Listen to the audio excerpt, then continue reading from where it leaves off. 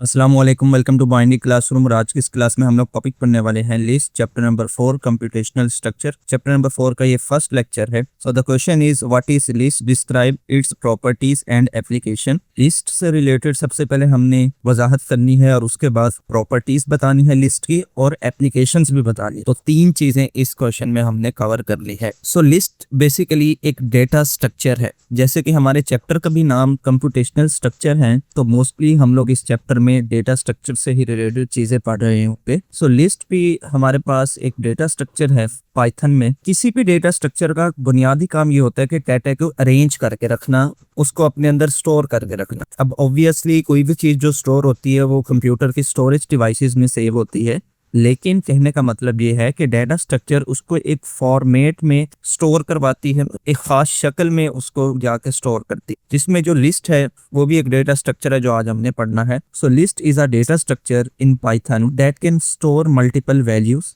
एक मुख्तलिफ वैल्यूज को स्टोर करने के लिए काम में आता है। मल्टीपल वैल्यूज का मतलब यहाँ पर ये है कि पाइथन में जो लिस्ट है वो अपने अंदर सेम टाइप का भी डाटा स्टोर कर सकती है और डिफरेंट टाइप का डाटा भी स्टोर कर सकती है। Same type of different type का क्या मतलब है? मतलब ये है कि अगर आपके पास लिस्ट के अंदर एक से ज्यादा आइटम है तब वो क्या कहलाएंगे? मल्टीपल वैल्यूज कहलाएंगे। लेकिन वो मल्टीपल वैल्यूज डिफरेंट टाइप्स की भी हो सकती है। मीन्स के वो सिर्फ नंबर्स भी हो सकती हैं, वो सेम टाइप का होगा। वो स्ट्रिंग भी वैल्यूज हो सकती हैं। स्ट्रिंग मीन्स के ये जो वर्ड्स वगैरह हम स्टोर करते हैं उस फॉर्मेट में भी हो सकता है। और इनका मिक्सचर भी हो सकता है, नंबर्स और स्ट्रिंग का मिक्सचर भी हो सकता है, यानी कि डिफरेंट डाटा टाइप्स का डाटा भी आप इसके अंदर इकट्ठा ही स्टोर कर सकते। So the list is mutable. ये लफ्ज हाईलाइट किया है मैंने। लिस्ट जो है वो म्यूटेबल है। म्यूटेबल का मतलब होता है कि जब आप किसी भी डेटा स्ट्रक्चर के अंदर अपनी मर्जी से कुछ चेंज कर सकते हो, मीन्स के कोई नया एलिमेंट उसके अंदर ऐड कर सकते हो, कोई डिलीट ऑपरेशन परफॉर्म कर सकते हो, किसी डेटा को अपडेट कर सकते हो। ऐसे फंक्शन जब आप परफॉर्म कर सकते हो अपने डेटा स्ट्रक्चर के साथ, तो ऐसे डेटा स्ट्रक्चर को म्यूटेबल बोलते हैं।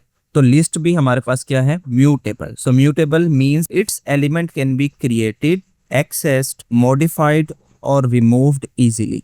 कि हम ये जो चार ऑपरेशंस हैं कि नया एलिमेंट ऐड कर सकते हैं, एक्सेस कर सकते हैं पहले से पड़ा हुआ एलिमेंट को, उसमें कोई तब्दीली कर सकते हैं, मॉडिफाई कर सकते हैं, चेंज कर सकते हैं मींस, या फिर उसको रिमूव कर सकते हैं। यहाँ देखिए हमारे पास एक लिस्ट है। लिस्ट कुछ ऐसे दिखाई देती है। अब इसके अंदर अगर आपने पहले लफ्ज देखा मल्टीपल वैल्यूज का, तो देखें जिसके अंदर मल्टीपल वैल्यूज स्टोर हुई है, यानी कि एक से ज्यादा वैल्यूज है। अब वो वैल्यूज यहाँ मैंने नंबर्स की शक्ल में ली है, लेकिन एक से ज्यादा है, तो ये लिस्ट है। अब हमने देखा कि लिस्ट एक म्यूटेबल डेटा स्ट्रक्चर है। इट मींस कि उसके अंदर हम कोई नया एलिमेंट ऐड भी कर सकते हैं, डिलीट भी कर सकते हैं और चेंज भी कर सकते हैं। तो सबसे पहले अगर हम एक नया एलिमेंट ऐड करके देखें तो देखें हमारी लिस्ट के अंदर नया एलिमेंट ऐड भी हो सकता है। मैंने 91 को ऐड करवाया लिस्ट के लास्ट में।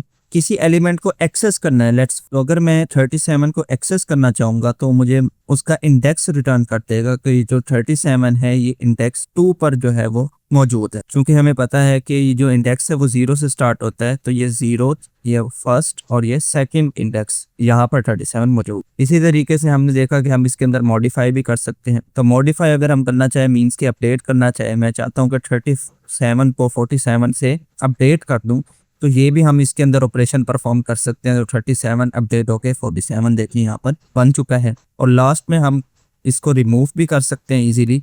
तो अगर मैं 54 को रिमूव करना चाहूँ तो इजीली 54 को भी रिमूव कर सकता हूँ। तो देखिए हमारी बाकी एलिमेंट्स जो है वो वैसे के वैसे रहे। तो इस चीज को म्यूटेबल को each item stored in a list is called element. List के अंदर जो भी एलिमेंट स्टोर है उसको एलिमेंट बोला जाता है। अगर आप यहाँ पर भी देखें तो मैंने हर नंबर से पहले जो है वो एलिमेंट का लफ्ज यहाँ पर लिखा हुआ था, जो भी हमने डिलीट भी किया 54। तो ये जो नंबर्स आपको लिखे हुए नजर आ रहे हैं इनको एलिमेंट्स बोलते हैं लिस्ट के अंदर। जैसे कि हमारे पास 18 है, ये एलिमेंट है। इसी तरह 75 है, ये भी अपने आप में एलिमेंट है। तो बाकी भी जितने आपको लिस्ट के अंदर नंबर दिख रहे हैं ये एलिमेंट्स हो। Each element in the list can be accessed with reference to its position in the list. List के अंदर हर एलिमेंट को एक रेफरेंस नंबर असाइन किया जाता है। जिस तरह आपकी क्लास में मल्टीपल स्टूडेंट्स होते हैं, हर स्टूडेंट को एक यूनिक रोल नंबर असाइन किया जाता है, उस रोल नंबर का कोई दूसरा स्टूडेंट नहीं होगा क्लास के अंदर। हाँ, सेम नाम से हो सकता है लेकिन सेम रोल नंबर किसी भी स्टूडेंट का नहीं हो। बिल्कुल इसी तरह लिस्ट के अंदर क्योंकि मल्टीपल टाइप्स का डेटा मौजूद होता है, तो यहाँ पर भी एक यूनिक रेफरेंस नंबर हर एलिमेंट को असाइन किया जाता है उसकी पोजीशंस के ऊपर। This position is called index. इस पोजीशन को इंडेक्स बोलते हैं। जैसे यहाँ पर देखिए हमारे पास मल्टीपल एलिमेंट्स मौजूद हैं, हर एलिमेंट्स के नीचे एक नंबर असाइन किया जाएगा, यूनिक नंबर होगा और उसको इंडेक्स बोलेंगे। जैसे 0 1 2 3 4। ठीक है, रोल नंबर भी ऐसे जैसे तरतीब में आपके क्लासरूम में असाइन होते हैं 1 2 3 4, बिल्कुल उसी तरह लिस्ट के अंदर भी कह लें कि ये रोल नंबर असाइन करता है जिसको उसने नाम इंडेक्स का दिया हुआ है। और फर्क ये है कि ये हमेशा 0 से स्टार्ट हो। ठीक है, 1 से स्टार्ट नहीं होते, 0 से स्टार्ट होंगे, 0 देन 1 3, और जैसे जैसे लिस्ट बढ़ती रहेगी वैसे वैसे इंडेक्स का नंबर भी बढ़ता रहेगा। हाँ, लिस्ट भी कम होती रहेगी, इंडेक्स का नंबर भी वैसे वैसे कम होता रहेगा। अगर कोई लिस्ट में से एलिमेंट डिलीट करता है तो लिस्ट का इंडेक्स भी कम होता रहेगा। जैसे कि हमारे पास नंबर 18 है, ये कौन से इंडेक्स पे मौजूद है? फर्स्ट इंडेक्स पे मौजूद है। इसी तरह नंबर 91 है, ये कौन से इंडेक्स पे मौजूद है? ये फोर्थ इंडेक्स पे मौजूद। नेक्स्ट हमारे क्वेश्चन में लिखा गया था कि हमने लिस्ट की प्रॉपर्टीज भी बतानी है। तो लिस्ट की 3 प्रॉपर्टीज हैं। पहली प्रॉपर्टी है डायनामिक साइज। डायनामिक का मतलब होता है ऐसी चीज जिसको हम तब्दील कर सकते, और डायनामिक साइज का क्या मतलब होगा कि ऐसा साइज जिसको हम तब्दील कर सकते। मींस के लिस्ट का जो साइज है वो यहाँ ये कहना चाह रहा है कि लिस्ट के साइज को आप तब्दील कर सकते हैं, चेंज कर सकते हैं। मींस के आप उसको कम भी कर सकते हैं और उसको बढ़ा भी सकते हैं। कैसे? न्यू एलिमेंट ऐड करेंगे तो लिस्ट का साइज बढ़ जाएगा, किसी एलिमेंट को डिलीट करेंगे तो लिस्ट का साइज कम हो जाएगा। So a list in Python can change its size. List अपना साइज चेंज कर सकती है। The new item can be added to the list and existing item can be removed easily. List के अंदर कोई भी नया आइटम ऐड हो सकता है आसानी से और कोई भी आइटम रिमूव हो सकता है आसानी। The size of the list automatically change।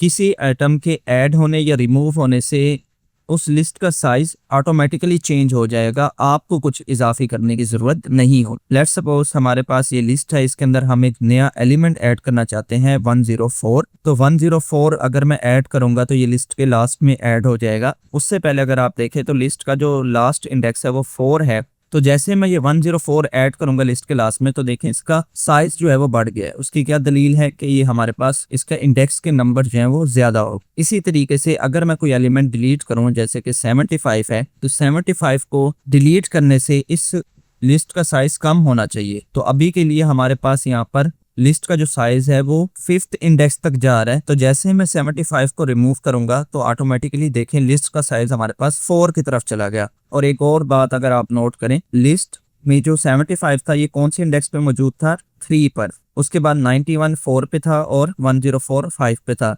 जैसे मैंने 75 को रिमूव किया तो इंडेक्स नंबर 3 जो है वो फ्री हो, तो उसकी जगह देखें तो 91 आ गया और 91 की जगह 104 आ गया। सही है। तो इसका मतलब ये हुआ कि इंडेक्स की वैल्यू कभी भी चेंज नहीं होती, वो एक तरतीब में जिस तरतीब में चल रही है वैसे ही चलेगी। एलिमेंट्स इंडेक्स के ऊपर मैप हो जाते हैं, वो अपनी पोजीशन जो है वो चेंज कर। नेक्स्ट है index based access. Every item in a list has a unique index. List के अंदर हर आइटम को एक यूनिक इंडेक्स असाइन किया जाएगा, जिस तरह के आपके रोल नंबर असाइन किए जाते हैं। दैट इंडिकेट्स इट्स पोजीशन, जो कि उसकी पोजीशन बताएगा कि फर्स्ट इंडेक्स पे क्या वैल्यू पड़ी है, सेकंड पे क्या पड़ी है, थर्ड पे क्या पड़ी है, etcetera. The index is used to access specific item in the list easily. कहता है कि आप इस इंडेक्स को इस्तेमाल करते हुए लिस्ट का कोई भी एलिमेंट इजीली एक्सेस कर सकते हैं। क्या मतलब है इस बात का? देखें, ये जो अब मैं एग्जांपल आपके सामने रखने वाला हूँ ये एक रियल वर्ल्ड सिनेरियो है। मींस के एक्चुअल कोडिंग में भी इसी तरह की प्रैक्टिस इस्तेमाल होती है। और दूसरा, इस एग्जांपल में अगर आप देखें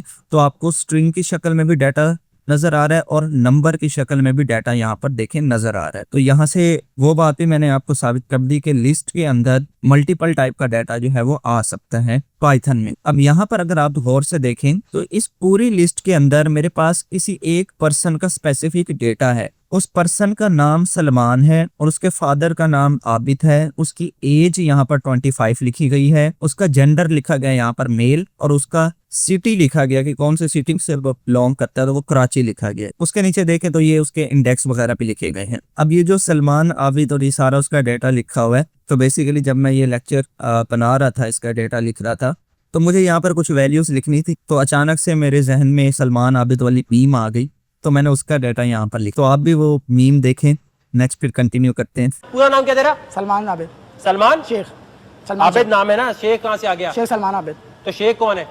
हाँ, मतलब सलमान क्या आबिद। बोल रहे हैं यार, तू क्या पागल हो गए? यहाँ सलमान आबिद लिखा है, फिर बोल रहा है सलमान शेख। शेख नहीं लगाया, सलमान आबिद। सलमान आबिद शेख नाम है, सलमान शेख आबिद है, क्या नाम है? शेख सलमान आबिद। अब शेख शुरू में आ गया। ये शुरू में ही है सर, शेख सलमान आबिद पूरा नाम है। आराम से रिलैक्स हो जा, तो बैठ जाओ। बता बैठ क्यों जा, खड़ा रहे। ओके, सो आई होप आपने मीम इंजॉय कर ली होगी। हाँ, सो वही डाटा मैंने उसी लड़के का डाटा यहाँ पर लिखा हुआ है, सलमान आबिद, एज 25, मेल और कराची। अब यहाँ पर हमने समझना क्या है इस बात का, इंडेक्स बेस्ड एक्सेस को हम बेसिकली समझना चाह रहे हैं। देखें, जिस तरह से सलमान आबिद का यहाँ पर डाटा लिखा गया है, इसी तरह और भी तो लोग होंगे जिनका सेम डाटा होगा। सेम डाटा मीन्स कि उनका भी कोई ना कोई नाम होगा, उनका भी कोई ना कोई फादर नेम होगा, उनकी भी कोई ना कोई एज होगी, कोई ना कोई जेंडर होगा, किसी ना किसी सिटी से वो बिलोंग करते होंगे। तो अब एक सिनेरियो ये है कि सब लोगों का डाटा तो मेरे पास लिस्ट में मौजूद है, डिफरेंट लिस्ट में मौजूद है, लेकिन मैं सिर्फ हर पर्सन की एज को देखना चाहता हूं कि एज उसकी कितनी है।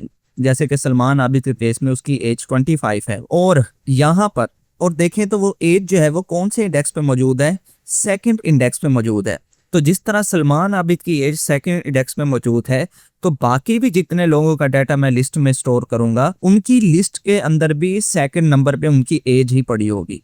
ठीक है, तो इस कामों के लिए हमारे पास ये इंडेक्स बेस्ड एक्सेस इस्तेमाल होता है कि मैं क्या करूंगा कि मुझे सिर्फ एज चाहिए, तो मैं हमेशा सेकंड नंबर इंडेक्स को ही एक्सेस करूंगा, और मुझे हमेशा हर कंटेस्टेंट की एज जो है वो वहां से मिलती रहेगी। जिस तरह सलमान आबिद की सेकंड नंबर पे एज पड़ी है, तो उनकी भी जो एज है वो सेकंड नंबर इंडेक्स पे ही लिस्ट पे पड़ी होगी। हर पर्सन की लिस्ट अलग-अलग होगी। ठीक है, ऐसा नहीं होगा कि वो लिस्ट इसी के आगे से शुरू होगी, नहीं, उसकी भी उसका डाटा क्योंकि अलग है, अपने आप में अलग एंटिटी है, तो उसका डाटा अलग से स्टार्ट होगा, और उसके अंदर भी इंडेक्स इसी तरह होंगे 0, 1, 3। ठीक है, और हर कंटेस्टेंट की जो एज होगी वो सेकंड नंबर पे हमने क्योंकि रखी हुई है, तो वहीं पर ही हमें तमाम लोगों की मिलेगी। अब चाहे यहाँ पर जितने मर्जी लोगों का डाटा हो, ये बात आपने याद रखनी है कि हर एंटिटी का जो डाटा है वो अलग अलग लिस्ट में स्टोर होगा। सही है, यानी कि ऐसा नहीं होगा कि सलमान आबिद का डाटा तो यहाँ तक खत्म हो रहा है, कराची तक, आगे कोई और पर्सन है, लेट्स सपोज शहरियार है, उसका डाटा इसके आगे से नहीं स्टार्ट होगा, इंडेक्स नंबर 5 से नहीं स्टार्ट होगा, नहीं, उसकी अलग लिस्ट मौजूद होगी, उसके अंदर शहरियार और उसका जो फादर नेम होगा वो लिखा गया होगा, उसकी एज लिखी गई होगी, लेकिन द थिंग इज उसकी भी एज इंडेक्स नंबर 2 पे ही लिखी गई हो। तो ये बेसिकली इंडेक्स बेस्ड एक्सेस का मतलब है कि जितने मर्जी यहाँ पर पर्सन का डाटा मौजूद हो, हमने चूंकि डिफाइन कर दिया है कि 0th इंडेक्स पे हमारे पास उस पर्सन का नाम मौजूद होगा, फर्स्ट इंडेक्स पे उसका फादर का नेम मौजूद होगा, सेकंड इंडेक्स पे उसकी एज लिखी गई होगी, थर्ड पे उसका जेंडर लिखा गया होगा, और फोर्थ पे उसका सिटी लिखा गया होगा। तो जितने मर्जी मजीद पर्सन्स हमारी लिस्ट के अंदर ऐड होंगे, उनको भी यही सेम सिनेरियो, यही सेम फॉर्मेट फॉलो करना पड़ेगा। उनका भी नाम 0th इंडेक्स पे होगा, उनका फादर नेम फर्स्ट इंडेक्स पे मौजूद होगा, उनकी एज सेकंड इंडेक्स पे मौजूद हो। नेक्स्ट बढ़ते हैं थर्ड नंबर पर, जो कि है ऑर्डर कलेक्शन। तो the order in which items are added to the list is preserved. कहते कि जिस ऑर्डर में आप लिस्ट के अंदर डाटा एंटर करते हैं वो उसी ऑर्डर में प्रिजर्व हुआ हो। ये बात मैंने अभी आपको अच्छे से समझा दी कि हमने एक मरतबा जो फॉर्मेट लिख दिया, हमेशा वो फॉर्मेट फॉलो किया जाएगा, लेकिन हम खुद से ही जानबूझकर किसी चीज को तब्दील करें, तब हाँ ये ऑर्डर खराब हो सकता है। So it means that the first item added to the list will stay in that position unless it is changed. कहता है कि ये जो सलमान लिखा गया है ये हमेशा फर्स्ट पोजीशन पे ही हमारे पास शो होगा, अनलेस हम खुद से इसको ना डिलीट करते। सही है, तब हाँ हो सकता है कि इसका ऑर्डर खराब हो जाए। जिस तरीके से मैंने यहाँ पर सलमान को डिलीट कर दिया, तो अब जो है देखें तो हमारी लिस्ट का ऑर्डर जो है वो तब्दील हो चुका है। जहां पहले 0th इंडेक्स पे सलमान लिखा हुआ नजर आ रहा था, वहां अब 0th इंडेक्स पे आबिद लिखा हुआ नजर आ रहा है, और इसी तरह बाकी एलिमेंट्स का भी ऑब्वियसली पोजीशन जो है वो चेंज हुई है, तो इंडेक्स वहां पर चेंज हुआ है। लेकिन मजे की बात यहाँ फिर वही कि इंडेक्स का नंबर चेंज नहीं हुआ। देखें यहाँ पर भी इंडेक्स 0 से स्टार्ट हो रहा था और 4 तक जा रहा था। जब हमने एलिमेंट को डिलीट भी किया ना, तो तब भी देखें लिस्ट की पोजीशन तो चेंज हुई, लेकिन इंडेक्स ने अपने आप को उसी तरह से मॉडिफाई कर लिया, लेकिन वो स्टार्ट फिर भी 0 से हुआ, और एंड क्योंकि यहाँ पर उसने आके 3 पे कर दिया, क्योंकि नेक्स्ट एलिमेंट हमारे पास कोई है। नेक्स्ट बढ़ते हैं एप्लीकेशंस ऑफ लिस्ट। ये भी हमारे क्वेश्चन में पूछा गया था कि लिस्ट की एप्लीकेशंस भी आपने बतानी है। तो दो एप्लीकेशंस है। सबसे पहले है डाटा स्टोरेज एंड मैनिपुलेशन, कि लिस्ट इस्तेमाल क्यों करते हैं, डाटा स्टोरेज करने के लिए, कि डाटा स्टोर करने के लिए हम लोग लिस्ट इस्तेमाल करते हैं, या फिर डाटा को मैनिपुलेट करते हैं, उसको अंदर कोई ना कोई चेंज करने के लिए इस्तेमाल किया जाए। So lists are commonly used to store and manage data collections like records, entities और वैल्यूज। जिस तरह से आपकी रिकॉर्ड्स हैं, एंटिटीज हैं या वैल्यूज हैं, इनको स्टोर करने के लिए या फिर इनको मैनेज करने के लिए। मैनेज से मुराद इसके अंदर कोई ना कोई ऑपरेशन परफॉर्म करने के लिए। The data in the list can be inserted, deleted and accessed easily. List के अंदर डाटा आप आसानी के साथ इंसर्ट कर सकते हैं, यानी कि नया डाटा ऐड कर सकते हैं, डिलीट कर सकते हैं कोई भी डाटा, या फिर उसको एक्सेस भी कर सकते हैं। और ये सारे ऑपरेशंस मैंने आपको परफॉर्म करके दिखा चुका हूँ एग्जांपल्स में। नेक्स्ट है स्टैक एंड क्यू इम्प्लीमेंटेशन। तो दूसरी लिस्ट की एप्लीकेशन है हमारे पास stack and queue. Stack and queue बनाने के लिए भी हम लोग लिस्ट का इस्तेमाल करते हैं। स्टैक क्या होता है और क्यू क्या होता है? बेसिकली ये दोनों भी हमारे पास डेटा स्ट्रक्चर ही है। सो पहले स्टैक को पढ़ते हैं। So stack it is a data structure. Stack भी क्या है? एक डेटा स्ट्रक्चर है that follows last in first out principle, जो कि कौन सा प्रिंसिपल फॉलो करता है?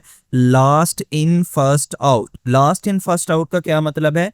This means that last element added to the stack, के आखिरी एलिमेंट स्टैक के अंदर जब हम ऐड करेंगे, is the first one to be remove, कि जो लास्ट वाला एलिमेंट होगा जो कि ऐड किया गया होगा लिस्ट के अंदर, जब रिमूव करने की बारी आएगी तो सबसे पहले उस लास्ट एलिमेंट को हम पहले रिमूव करेंगे। क्या मतलब है इस बात का? देखते हैं जरा एग्जांपल से। फर्स्ट करने के ये मेरे पास एक एलिमेंट है 11, एक दूसरा एलिमेंट मैं यहाँ पर ऐड करना चाहता हूँ जो कि है 15। तो वो स्टैक के केस में इस तरह से उसके ऊपर स्टोर होगा, ठीक है। एक तीसरा एलिमेंट ऐड करना चाहता हूँ 19, वो इस 15 के ऊपर आके स्टोर होगा।